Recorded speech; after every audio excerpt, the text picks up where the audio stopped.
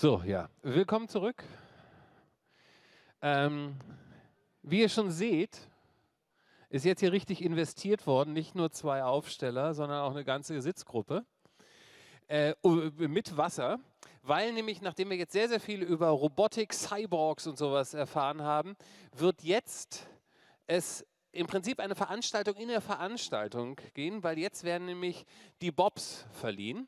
Das sind die Awards von der Deutschen Welle für Online Activism. Und ich bin sehr, sehr gespannt, was in den nächsten 60 Minuten passiert. Wir machen das jetzt mit diesem Applaus, dann geht das Licht weg, dann beginnt ein Film und los geht's. Bitteschön.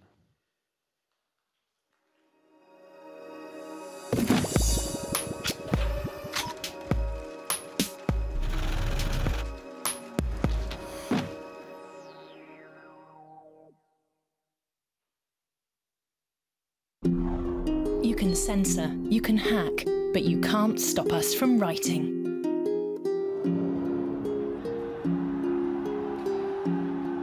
Blogs are new forms of democratic journalism because a blogger is essentially coming from any part of the society, so has a genuine and correct and really personal understanding of the issues at hand in the society. The situation of media didn't change at all. The same for the police, who is still using violence. The justice is not independent yet.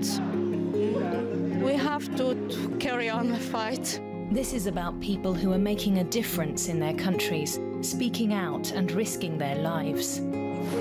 Civil journalists, let's say, are the only real people that are getting the news out there, because in a country like Syria, they don't allow any media to enter the country ever since the revolution started. Self-censorship is the most effective, so practice freedom of speech every day. Bobs are about recognizing the tremendous work of bloggers and social media activists worldwide, because they have very, very important stories to tell. And we as Deutsche Welle, we believe in their right to tell these stories. The only thing that I am afraid in my life is not to do the things like I am feeling that I need to do it.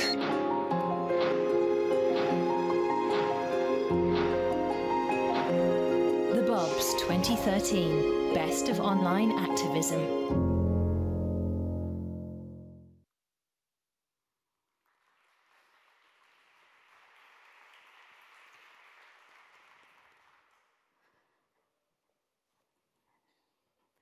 Hello and welcome to the Bobs winners presentation.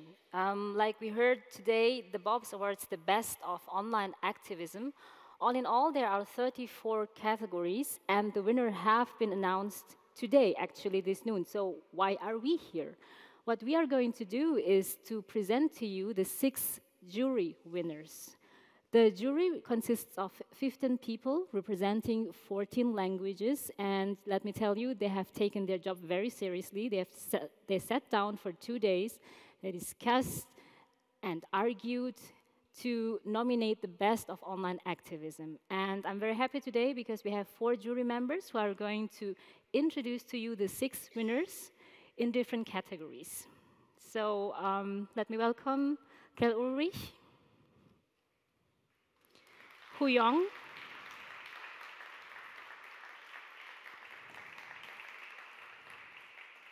Popplewell, and Shahidul Alam.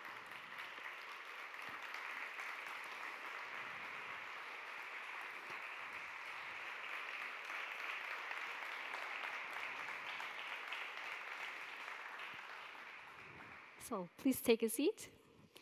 And for our first category is going to be presented by Ulrich. She is working with organizations promoting digital literacy and social activism. So it's very fitting because she's going to present the award for Best Social Activism. Hello, welcome everyone. I'm very happy to open this Bob's session, yearly session, with the Best of Social Activism campaign. And I'm very happy for Morocco, because it's one initiative by Moroccan bloggers that has been awarded this prize, and it's the 475 Le Film, the film campaign. Now, what is it about?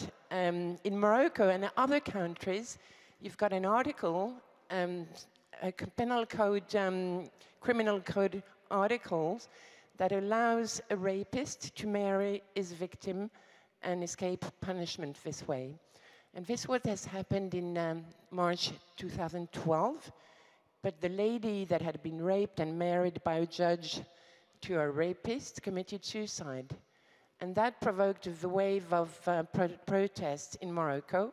Morocco hasn't been in the center of stage for the Arab Spring, but nevertheless, there's a lot of social unrest for social changes. What people did, young people from Morocco or studying abroad did, is crowdfund money to shoot a film, a documentary about a mini story and the consequences of this particular obsolete law. And they are gaining ground because a lot of women's organizations, thanks to their activism, have gained appointments with head of parliaments, political leaders, and it is slowly but surely being abolished. So, bravo au Maroc et bravo à toute l'équipe qui a eu le courage de tenir et de tourner ce film jusqu'au bout, if you watch us.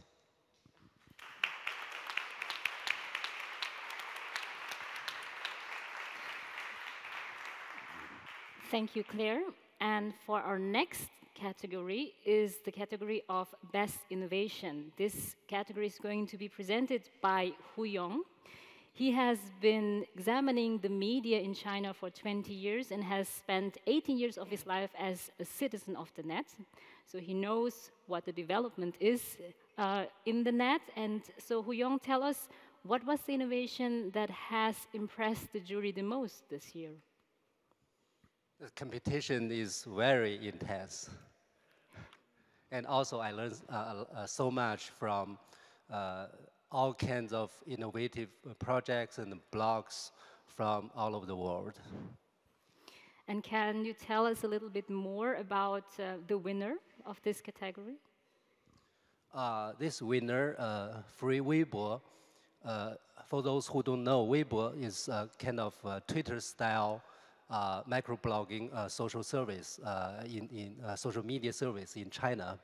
So this Free Weibo is helping thousands of people access the blocked and deleted Sina Weibo content every day. So its ultimate aim is to end online censorship in China. But in order to achieve that goal, we believe that this could only happen after when enough people speak out against the current situation. So I think Free Weibo is making tremendous efforts to bring transparency to online censorship in China. So right now is the is kind of up-to-date source on what websites and what contents are deleted and censored in China. So it is very helpful for people to know the censorship, the extent of the censorship in China. So in a way, it helps to give a way to fight censorship in a very different way, because you can always search what has been deleted. Yeah, first to make censorship visible, then fight against it. Yeah. Thank you, Yong. For the next category is the most creative and original. This is going... Thank you. This is going to be presented by Georgia Popplewell. She is a writer and media producer from Trinidad and Tobago. Okay. I think everyone in the jury saw how this next winner was applicable in their own lives, and because the first question I asked when I presented it was who's online in this room, and everybody was online. The winner is Me and My Shadow from Tactical Tech Collective, and it is a set of, who I think are here in the room, right? I see some of them. And it's a set of web-based tools that helps users understand the consequences of their online behavior. And I think in many cases, people might be surprised that their online behavior has consequences. And it does so by showing users the digital traces or shadows they leave when they do ordinary things online, mainstream things like use Twitter and Facebook or shop online. And it also shows them steps they can take to secure themselves better. And most importantly, it does this in a visually appealing and playful way. It's notoriously difficult for people to remain vigilant about their security online. It's something that we do once and then we forget about it weeks later. And this is really a moving target because the rules and the settings and the services are changing daily. So any tool that can help people remain constantly vigilant about how they behave online is critical. And especially for people like rights activists and journalists who might be under surveillance and censorship, this is actually a life-saving tool.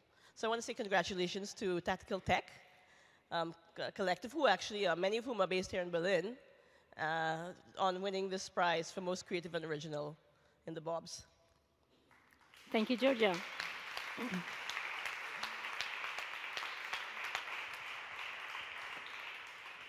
The next category, I need to explain this a little bit, is the Global Media Forum Award. What is the Global Media Forum? It's the Deutsche Welle International Conference focusing on global issues and the role of media. So this year, the focus is going to be on the future of growth, economic values, and the media. Maybe you're thinking, what has the one thing to do with the other? But actually it has, and that's going to be talked about in the Global Media Forum, which is going to be held in June in Bonn. And for this category, we're going to ask Shahidul Alam, a prominent activist who was also involved in creating one of the first Bangladeshi's web portal, to present this winner. Well, we have so many websites which look really good, are very sexy. It's difficult to gauge what effect they actually have in practice. And I think one of the beauties of this particular blog, the website, is that it has a very direct relevance to the people on the ground. We live in a very classist society where the digital divide prevents ordinary people from taking advantages of this technology. So here we have a woman on a bicycle who goes around with a laptop, solar-powered, to the most remote parts of Bangladesh, asks questions, or rather listens to questions that ordinary people might have, tries to answer what she can, and when she cannot, uses these digital tools, including a camera and a recorder and whatever else she has, to send information back to home base where experts are on standby 24/7 to give her assistance so that people whom ordinary people would never have access to are able to answer these questions. At a practical level, it also means that women who would perhaps not be comfortable talking to men doctors are able to talk to a woman and be very open, be very frank, but get expert opinion regardless. This is an innovative project. It's also fun. Thank you, Shahidul.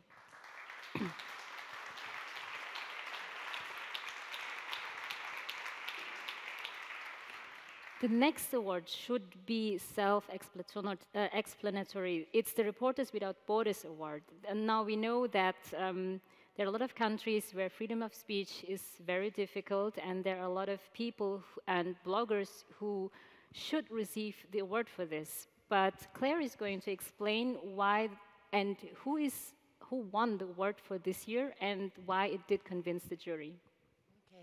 The winner of this year, Reporters Without Borders Awards, goes to a small country in Africa called Togo, and a blogger, a woman blogger in Togo called Fabi Kwase.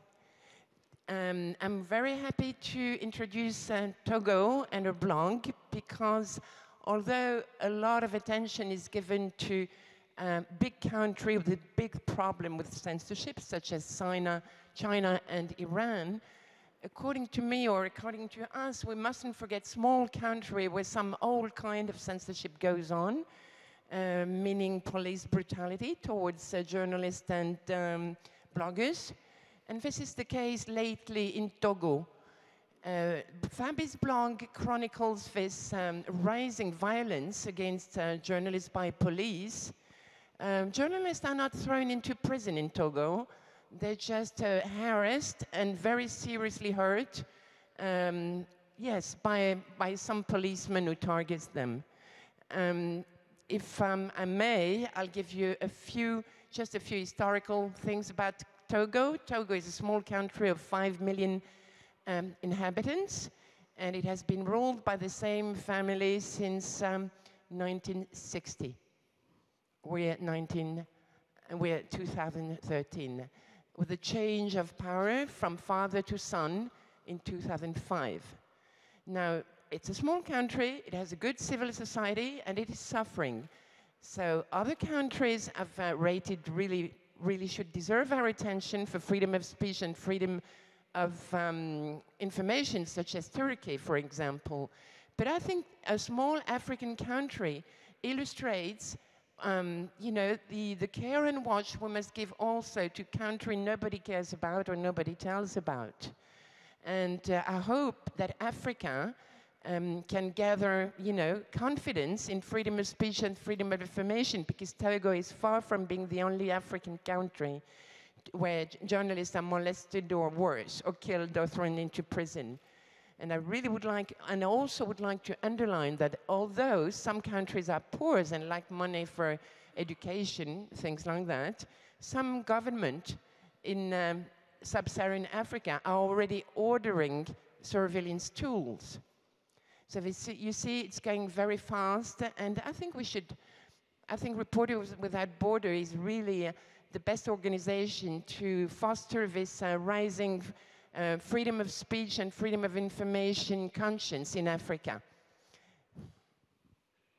Thank you, Claire.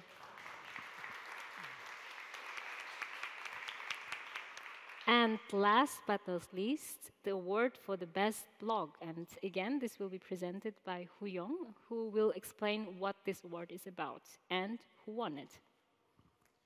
It's an exciting moment. The winner is called Li Chengpeng. Li Chengpeng, he's a book author, columnist, blogger, and a macro blogger. He's tremendously, he has tremendous influence upon a younger generation of Chinese. His blog boasts 300 million visits, and we can say his Sina Weibo, on Sina Weibo, he has more than 7 million followers. So that also reflects the sheer scale of political debates taking place online in China. And Li Chengpeng used to be an investigative journalist. He first rose to prominence after his writing a book covering the corruption within Chinese soccer establishment.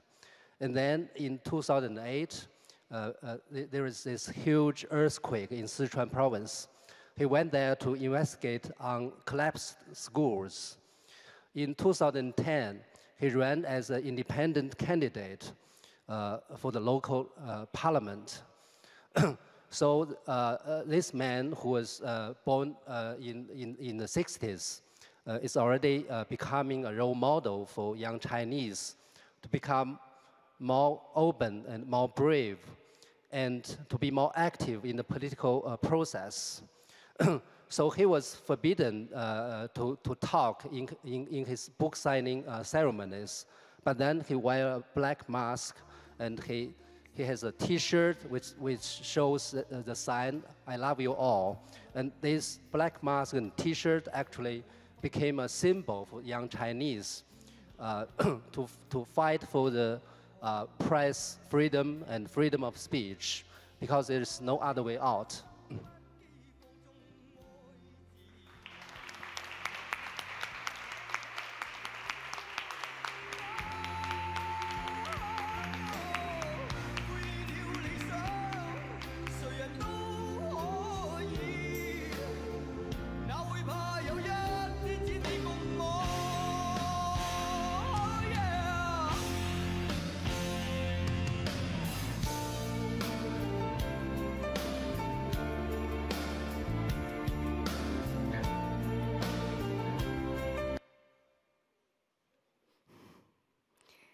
So the book is called All the World Knows.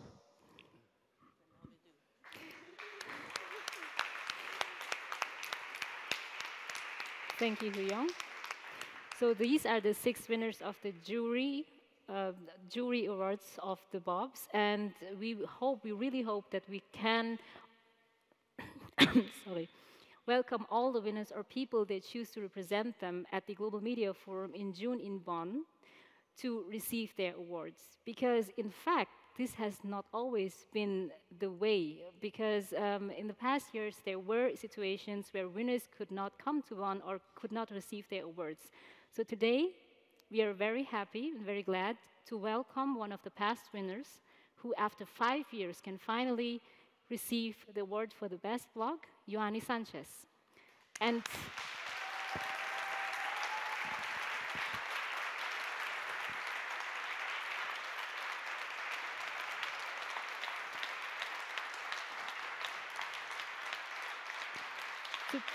to present the award, I welcome the Chief of Editor of Deutsche Welle, Ute Schäffer. Please. Thank you very much. I think it's for you, the applause, and we are quite happy to have you here. Thank you, danke. If it is more comfortable for you during my speeches, it's easier to sit down. It is a great moment, and it's an honor for me to have you here, because in 2008, you didn't have the opportunity, you didn't get the white card to travel and to leave Cuba to get the Deutsche Welle Bobs Award. Give me and permit me just a few seconds. What has the Bob Award to do with Deutsche Welle, the foreign broadcaster of Germany? We have 30 languages, from Indonesia, where my colleague Zippo is working, to French for Africa, and to for example, the Eastern European languages like Russian or Serbian. We have 30 languages, and we are doing a pure multimedia work. So deliver the right issues with the right medium to a target group which is young, which is ambitious, which is courageous, and sometimes people getting the Bobs are among this target group of Deutsche Welle. So for me, it is quite consequent, and for Deutsche Welle, to promote press freedom. We have correspondents and stringers in the regions in the world, and they deliver strong stories and courageous stories, and we have a sort of correspondence network and bloggers network around our work. Yoani, good to have you here. In this year, just in the beginning, on the 1st of January, you posted a blog saying this 2013, when so many await the implementation of immigration and travel reform, could become a year where we say goodbye many times. While I respect, you said, the decision of each person to settle here or there, it doesn't fail to sadden me to see the constant bleeding of creativity and talent suffered by my country. Now, let me be honest, Yoani, we are quite happy that you yourself said goodbye to Cuba, at least for a little while, only a few weeks after you wrote this. That you got on a plane and started traveling the world, and that you came to Berlin to the Bob's 6 winners. In 2008, you received already the Bobs Award for Best Blog. This year we have a Chinese courageous candidate. That year it was a Cubanian. And you have been unable to pick it up in person. Back then, the Bob jury said, with her blog, Generation Y, Yoani Sánchez gives voice to an entire generation of Cubans and provides the world with a window into Cuba through her clear and poetic writing. Yoani, you talk about the everyday trouble, about the minor and the major problems that Cubans have to deal with under the Castro reign. And your blog is social media in its original sense. Emerging in the middle of society, it mirrors deficits as well as progresses. It aims at social change and political improvement. What you do is an enormous task. Thank you. Thank you. And it is a constant challenge. Some people despise you for what you do. Some people criticize you. You kept blogging against all odds, as the other laureates do also. This world needs people with such courage, people with such a bright attitude, precise vision, and a poetic voice just like yours.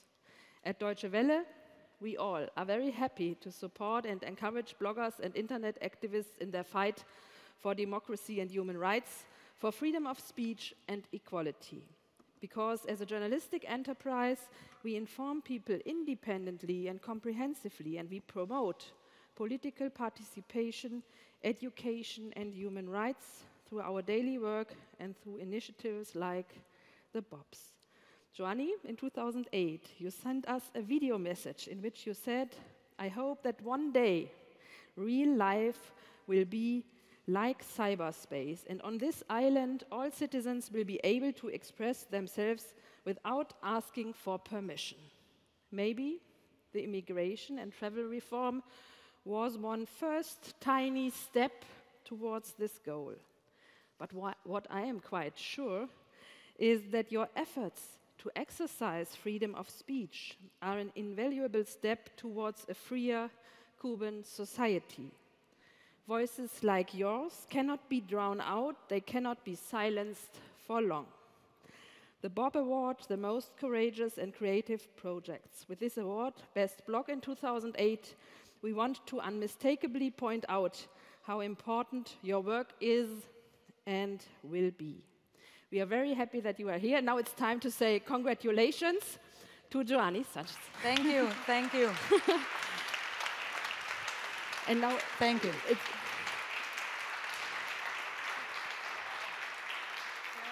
This is for you. Danke. Thank you very much. Danke. And this is our trophy. Huh? It's quite heavy. It's not from the Berlin Wall, but it's quite similar. Congratulations. Thank you.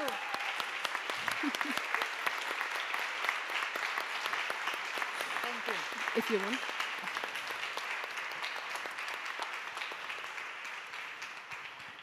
I have take the flowers eine kleine Wörter in Deutsch zu danken. Guten Tag. Ich möchte mich bei den Organisatoren und der Jury von den Bobs für den Preis bedanken, den sie mir im Jahr 2008 verliehen haben und den ich erst heute persönlich in Empfang nehmen kann. Ich widme diesen Preis allen Personen auf der ganzen Welt, die die neuen Technologie benutzen, um ihre Wirklichkeit zu erzählen und zu verbessern. Vielen Dank.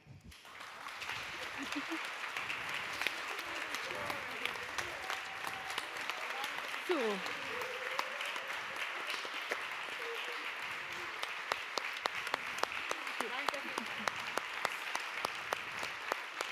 Danke. So now we have some time for questions from the audience. So the floor is open. If you have any questions to the 6 winners of the jury awards of the Bobs, now is your chance.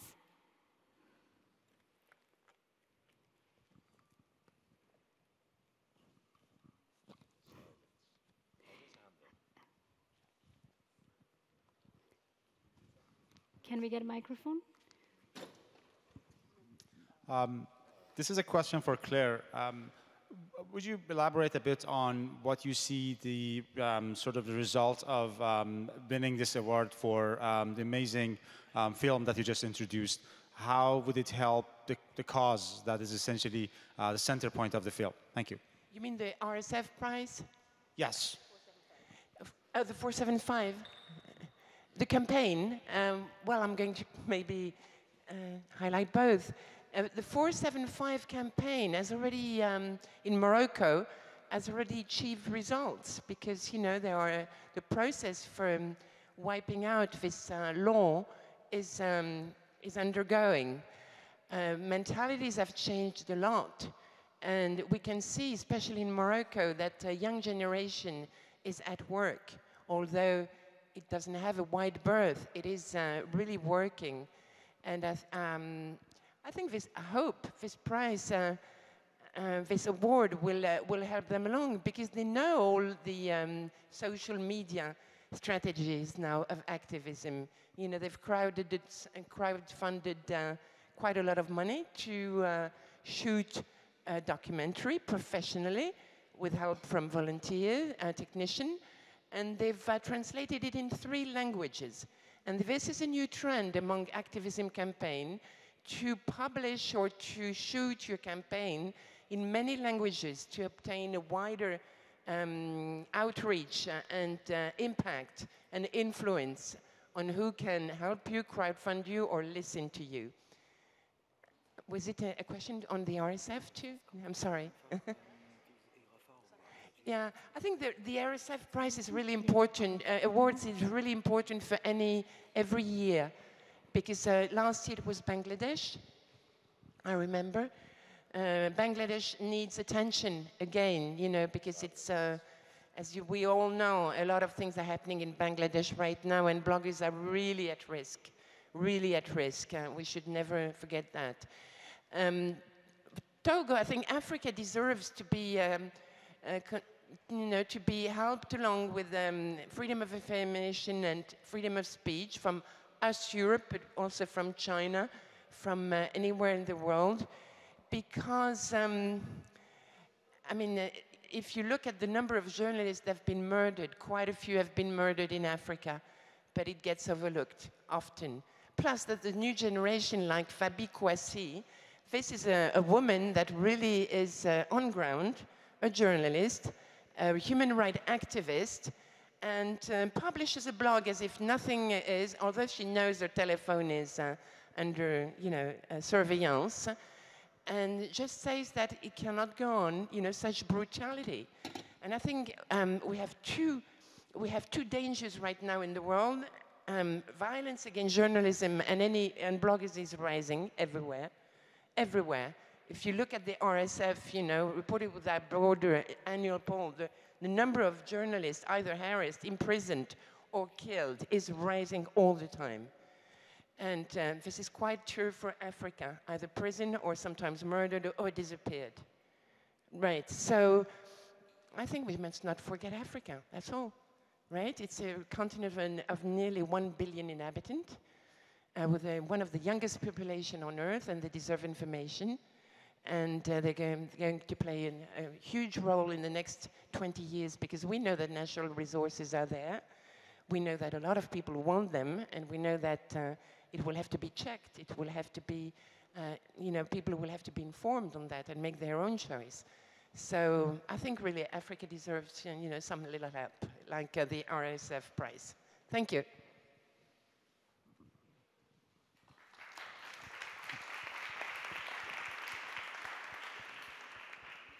Any more questions?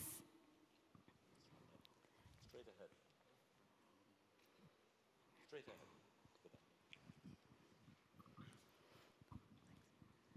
Hello. Thank you. You already pointed out one development that you have perceived, and I'm sure that having talked about all the nominations for 2 whole days, you've seen a lot. Is there anything else that you could point out as a new tendency in online activism, new forms of protest, new forms of publicity? I just remember that in Egypt there was a lot of talk about graffiti being used as a means of popularizing ideas or criticism. Is there anything else you've been noticing?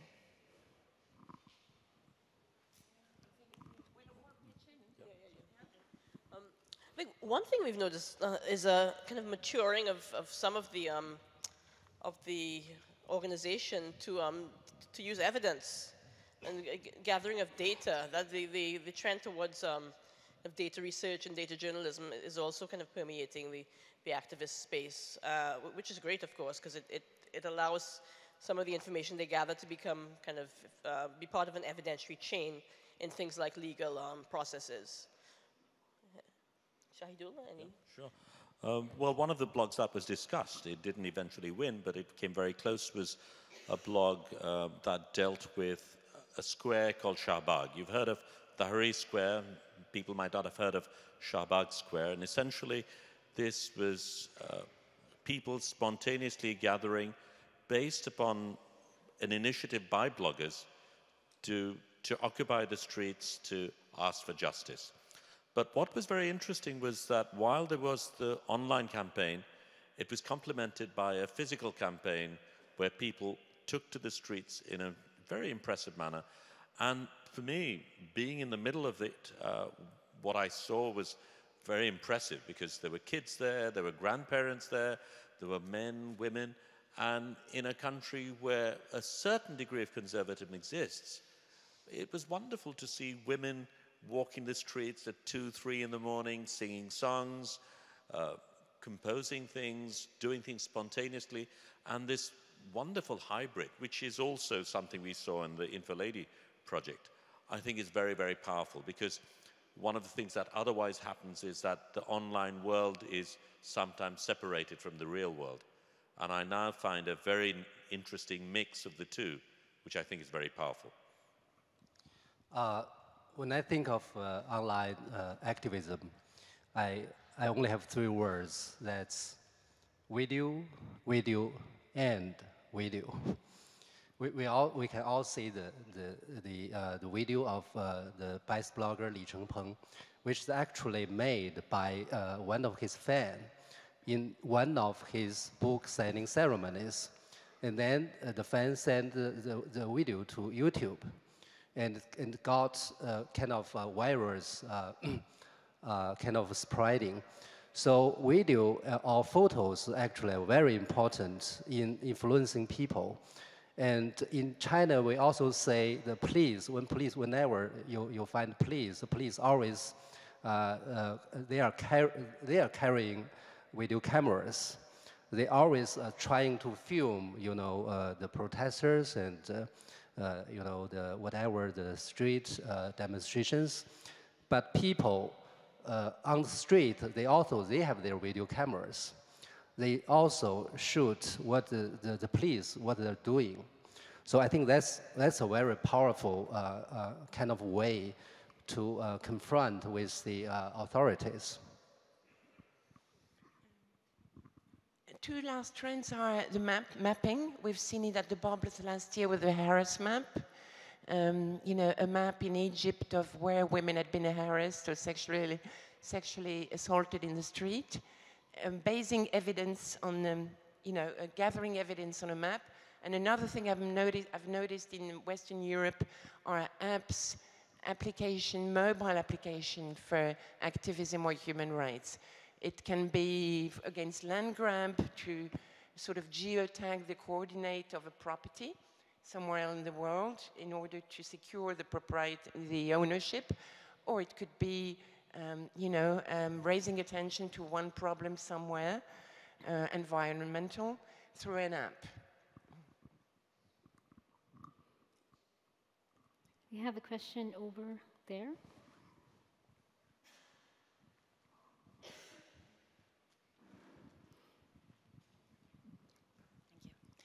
Hi, this one's for Yoani.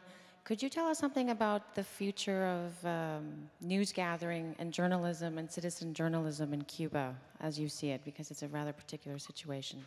¿Nos puede contar algo al sujeto del periodismo, el futuro del periodismo en Cuba, el citizen journalism, y cómo tú lo ves en un futuro, ojalá no muy lejano? Sí, yo creo que el futuro del periodismo en Cuba se está definiendo ahora mismo, ¿no? Se está definiendo porque el monopolio gubernamental sobre la información se está rompiendo, resquebrajando, precisamente debido a la aparición de estos nuevos fenómenos tecnológicos como son los bloggers alternativos, las personas que envían tweets desde la isla, ¿no? Are you actually, oh, I'm sorry, you want to translate? Then you translate. No, go, okay. Please, go ahead. She thinks that we're at the stage of the game where actually journalism is actually changing after a state monopoly that through citizens and tweets and blogs and so forth. No, but I see that you also have a column with El País, and you've received a lot of awards. How do you see journalism in the future? Are you actually talking about this in your Blogger Academy? ¿Estás hablando de periodismo? ¿Preparándoles después de...? Sí, ahora mismo todo este fenómeno alternativo, independiente, de periodismo digital, se está nutriendo mucho con las experiencias tecnológicas que están llegando desde afuera, ¿no?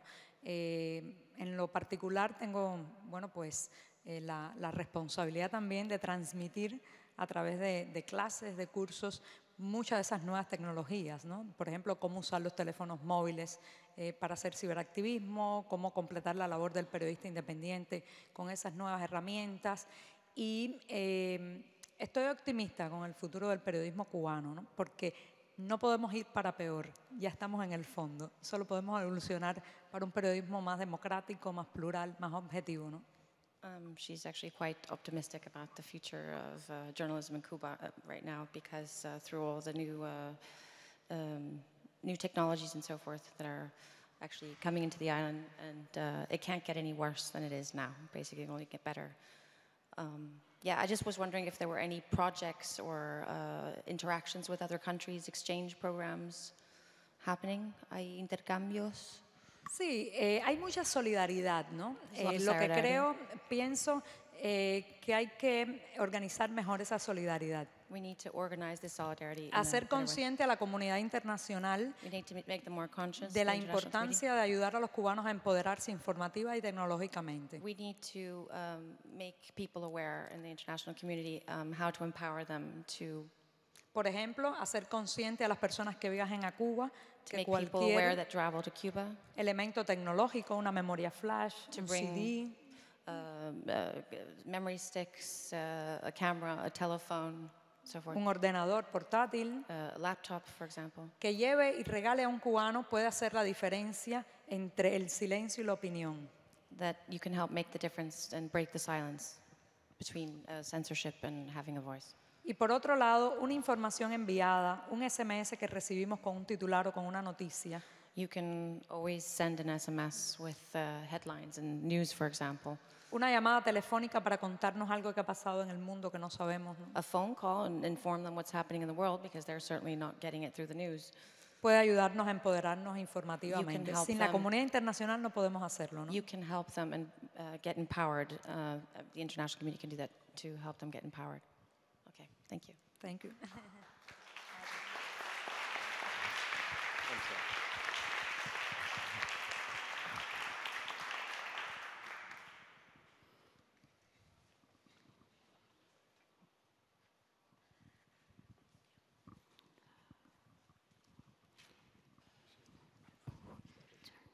Thank you very much. Me and some other people from the whole world are working on a project right now. It's about creating a free online voting tool so that people can democratize their communities on their own. And very soon we will have a Kickstarter crowdfunding campaign, and we need people's attention for it. So could you maybe use your networks or your blogs to write about it? Thank you. I guess this goes out to all the audience here, not just the people sitting here up on the front. So if there are no other questions, I would like to ask the jury. You sat down for 2 days and discussed and chose only 6 winners from, I think, 4,000 at the beginning. How was it easy for you, or were there sometimes discussions where you thought that this might be a category where you would like to have 2 winners, for example, who were equally strong? It's funny you should say that. In fact, that was one of the things we did feel, because it wasn't so much just the winners. The winners were brilliant. We were very proud of having chosen them, but we felt sad that there were wonderful entries which we were not able to award in that sense. And one of the things we did talk about was how we might appreciate or recognize the very fine runners-ups. And this was one of the proposals that was made, that whether some other platform or some other mechanism could be devised where we would recognize the very fine runners-up that deserve to win.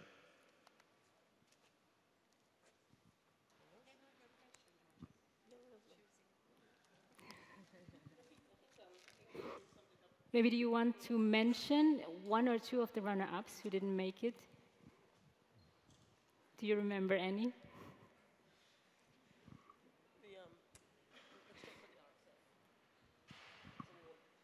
For the Turkish? You see, they're still discussing. Even after 2 days, they're not... Yeah, actually, I nominate a young village official in China's Chongqing city. This guy,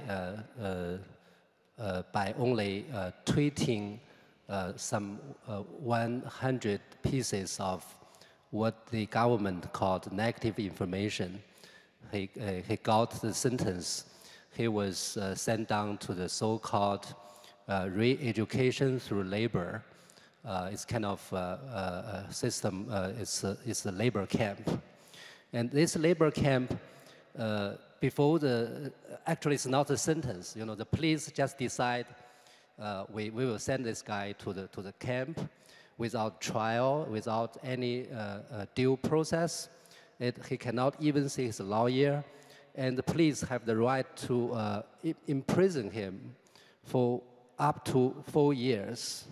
So that's a very ridiculous kind of, you know, in the so-called China is now we are promoting rule of law, but here is the young guy who is only who is only 25 years old, and he's only retweeting somebody else's comments, and then he got this kind of treatment.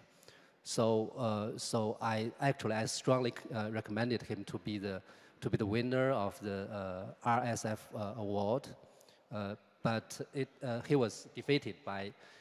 Also, I think defeated with good reason, because there's other, you know, very strong cases. So that shows the miserable condition, not only in China, but also in some other places here in this world. You are still getting imprisoned or get punished by speaking out truth, by revealing what is, you know, is on fire and is not justice. So I think that will be one of the major purposes for this BOBS program, which help people to recognize that they have a right and they can connect with each other, and they will get support from the international community to, you know, to try to improve a lot of people's well-being. There's another initiative. I remember I hesitated a lot. It's Brazil. It's Brazil. Hello, Rosanna. And we must not forget, but some human rights and freedom of expression initiative are not only for people in prison or people in danger. Sometimes it's about memory. And one of the nominees was a journalist, a Brazilian journalist, who is advocating to open the archives of the dictature in Brazil. It's now starting to come out, and I would advise you to go on the BOBS website to look at her biography and initiative and link to her blog, because what is interesting, you know, in Argentina, in South America, it happened already, you know, a long time ago, but in Brazil, it's just starting to open the files and archives and know who did what to whom and what happened to people. That's important too.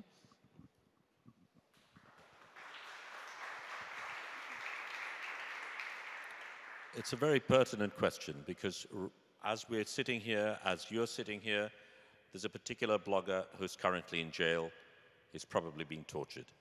This was something that affected us very, very badly, because we, in a sense, were making a decision based on which someone else's life could have been affected one way or another. It is important to recognize, while we celebrate the good things that happen, YouTube has been blocked in Bangladesh from September last year. This particular blogger's blog itself has been blocked, so we couldn't actually look at the blog itself. We had to look at archived material to see it. He's a man who, there was a murder attempt on him on the 15th of January. He survived. He was since arrested by the police. He's in jail along with 3 other bloggers, and their guilt, apparently, is that they have, there is no blasphemy law in Bangladesh, so they can't actually be tried on that. But the fact that they have challenged war criminals who had a particular role has been used to suggest that they have hurt the sentiments of a religious community. So it's a situation where 4 bloggers are in jail, one of them critically injured, is being tortured, and if he gets released, he might actually be subject to victimization again, because there's already been a murder attempt on him. So these are the types of lives we have to deal with. And as jury members, some of the things we also need to consider is what effect our decisions will have upon their lives, whether it will lead to an improvement or whether it will actually make them more vulnerable because of what we do. So there's a lot of pressure involved in our decisions. So my question would be, if there is someone who cannot receive the award or doesn't feel comfortable receiving the award, what will happen? Can they choose someone to represent them?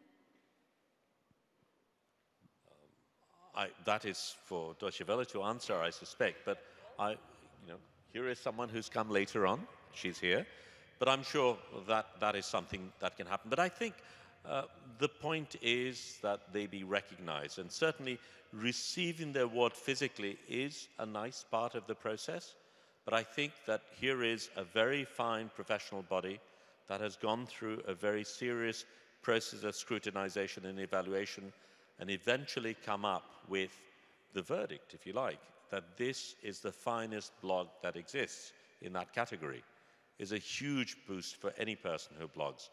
Bloggers do not do it for money. Bloggers do not do it because they want fame. They often take huge risks to do what they do. And in the countries we're talking about, often they are under extreme danger for doing what they do.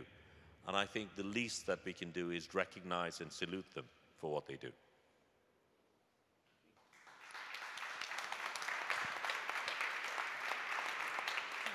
Thank you, Shahidul.